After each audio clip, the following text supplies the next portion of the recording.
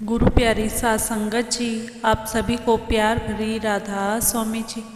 साध संगत जी, बाबा जी अपनी संगत के लिए क्या क्या नहीं करते, सुनिए इस साखी में। एक बार एक बुजुर्ग औरत थी। वह गांव में अकेली रहती थी। उसकी एक बेटी थी। बेटी और दामाद जब भी माँ से मिलने के लिए आते थे, वह अपनी माँ जी को बहुत कहते थे कि माँ जी आप हमारे साथ हमारे घर चलो। बेटी और दामाद जो थे वह पास के ही शहर में रहते थे। उस माँ जी का कोई बेटा नहीं था। जब भी लड़की अपनी माँ से मिलने आती थी, माँ को हमेशा कहती थी कि माँ तुम हमारे साथ चल कर रहो, यहाँ पर अकेली क्यों रहती हो। लेकिन माँ कहती थी नहीं, मैं बेटी के घर नहीं रहना चाहती। तो उसकी बेटी ने कहा अगर माँ तुम्हार को कुछ हो जाएगा तो अकेले में तुम्हारी देखभाल कौन करेगा। तो माँ जी कहती थी मैं अकेली नहीं हूँ, मेरे बाबा जी, मेरे सतगुरु जी मेरे साथ हैं, जो हर पल मेरा ख्याल रखते हैं। वे माँ बच्चों के स्वेटर बहुत अच्छे बनाती थी। जब 2-4 जोड़ी बच्चों के सूट बन जाते थे तो वह बाज़ार में जाकर बेच आती थी। जो पैसे उससे मिलते थे उन पैसों से कुछ पैसों का ऊन लाकर बाकी बचे हुए पैसों से अपना घर का राशन पानी ले आती थी। ऐसे ही वह अपना गुजारा खुद ही करती थी। एक बार जब वह माँ स्वेटर बेचने के लिए बाज़ार में गई तो उस माँ को वहाँ पर पता चला कि अपने गांव के पास वाले शहर में बाबा जी आ रहे हैं और वह वहाँ पर सत्संग करेंगे और संगत को दर्शन भी देंगे, क्योंकि वह शहर में एक मेजर सेंटर था। जैसे ही उस माँ को यह पता चला तो वह बहुत खुश हो गई कि मैं ब्यास तो नहीं जा सकती, यहीं पास में ही सत्संग में चली जाऊंगी, बाबा जी के दर्शन करूंगी और उनके मुख से सत्संग भी सुनूंगी। वह माँ जी घर आकर अपनी पड़ोसन के पास गई और उसको बताया कि शनिवार और रविवार को बाबा जी यहाँ मेजर सेंटर में सत्संग करने के लिए आ रही हैं। वह औरत भी सत्संगी थी। वह भी बहुत खुश हो गई और बोली माँ जी ठीक है, हम दोनों शुक्रवार शाम को ही यहाँ से शहर के लिए चल पड़ेंगे। जिस दिन माँ जी ने सत्संग में जाना था उस दिन पड़ोस वाली बहन की तबीयत खराब हो जाती है। वह कहती है माँ जी मैं आपको यहाँ से गांव के बाहर तक छोड़ दूँगी, आगे आपको सत्संग में जाने के लिए किसी ऑटो में बैठा दूँगी, आप वहाँ से सत्संग घर में चली जाना।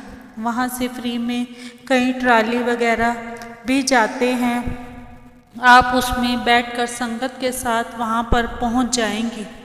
परंतु जब वह पड़ोस वाली औरत माँ जी को गांव से बाहर तक लेकर जाती है तो माँ जी की सांस फूल जाती है।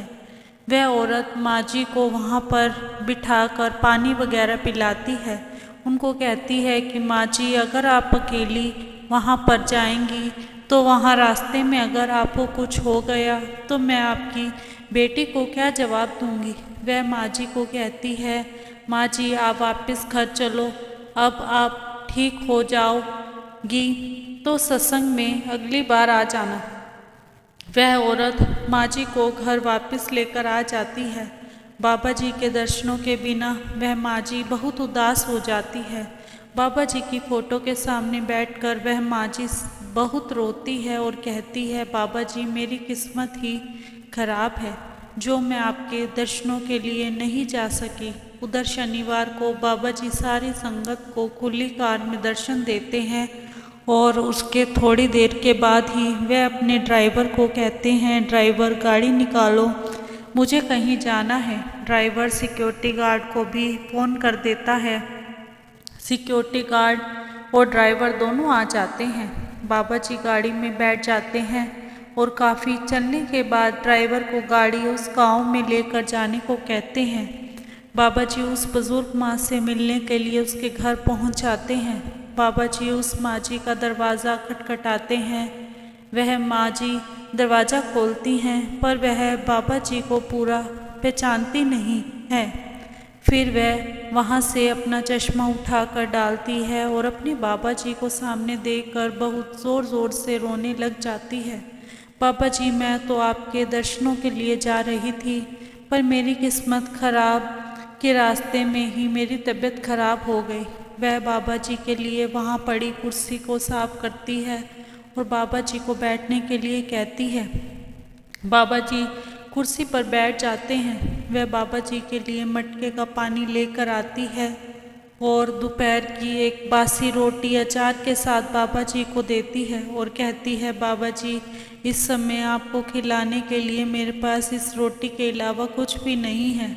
बाबा जी बड़े ही प्यार से वह रोटी अचार के साथ खाते हैं और कहते हैं, माँ के हाथ की रोटी तो मैंने बरसों बाद खाई है।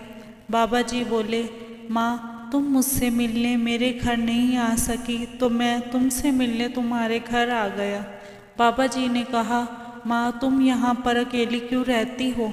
तो माँ जी बोली, बाबा जी मेरी एक बेटी है, वह मुझे अपने साथ घर लेकर जाना चाहती है, पर मैं बेटी के ससुराल में जाकर रहना नहीं चाहती क्योंकि मुझे वहाँ पर जाकर रहना अच्छा नहीं लगता। बाबा जी बोले, माँ जी आपको बेटी के घर रहना अच्छा नहीं लगता तो अपने बेटे के घर रहना तो अच्छा लगेगा ना। अब आप बुज़ुर्ग हो गई हैं, कुछ काम वगैरह नहीं कर सकती, इसीलिए तुम डेरे में आ जाना और वहाँ पर आराम से रहना। माँ रोते रोते बोली, सच बाबा जी? तो बाबा जी ने माँ जी का हाथ पकड़ा और कहा, हाँ माँ, डेरे में आ जाना और बाकी की ज़िंदगी आराम से बिताना। ऐसे हैं हमारे प्यारे बाबा जी जो अपनी संगत को इतना प्यार करते हैं और उनका इतना ख्याल रखते हैं। इसी के साथ एक छोटी सी साखी और है संगत जी। अगर आपको साखी अच्छी लगे तो चैनल को सब्सक्राइब करना ना भूलें जी। साथ संगत जी, एक बार एक बस कहीं पर जा रही थी। उसी समय तेज आंधी तूफान शुरू हो गया। बिजली कड़क कर बस की तरफ आती और वापस चली जाती है। ड्राइवर ने बस को एक तरफ रोका और उसने बस में सवार सभी से कहा कि बस में कोई एक ऐसा यात्री बैठा है जिसकी आज मौत निश्चित है। उस एक बंदे के साथ हम सबको अपनी ज़िंदगी से हाथ ना धोना पड़े, इसीलिए तुम सब एक एक करके बस से नीचे उतर कर जाओ और उस पेड़ को हाथ लगा कर आओ। जिसकी भी आज मौत होगी वह वहीं पर बिजली गिरने से मर जाएगा, बाकी सब सवारियां बच जाएंगी। सारे यात्री बस से बारी बारी उतरे और उस सामने वाले पेड़ को हाथ लगाकर वापस आ गए। अंत में एक आदमी बस में रह गया जो आराम से बैठकर भजन सिमरन कर रहा था, जो कि किसी पूर्ण संत सद्गुरु का शिष्य था। वह बस से उतरा और जैसे ही वह आदमी पेड़ के पास पहुंचा, एकदम से आकाश में जोर से बिजली कड़की और बिजली उस बस पर गिर गई। बस उसी समय धू-धूकर के जल गई। बस में सवार सभी यात्री मारे गए। बस एक वही सत्संगी बच गया जो अंत में बस से उतरकर पेड़ को हाथ लगाने गया था। सत्संगत जी, उसी एक आदमी की वजह से ही बस में सवार सभी सवारियों की जान बची हुई थी। सत्संगत जी, अगर हम किसी सत्संगी का साथ करते हैं तो उसका गुरु हम पर भी अपनी पूरी कृपा दृष्टि बनाए रखते हैं और उसके साथ साथ हमारी भी रखवाली करते हैं। उस कुल मालिक पर अपना विश्वास बनाए रखें। इसी के साथ इजाज़त चाहते हैं। कल मिलेंगे एक नई साखी के साथ। तब तक के लिए राधा स्वामी जी। अगर आपको साखी अच्छी लगी हो तो कमेंट बॉक्स में राधा स्वामी अवश्य लिखें जी। राधा स्वामी जी।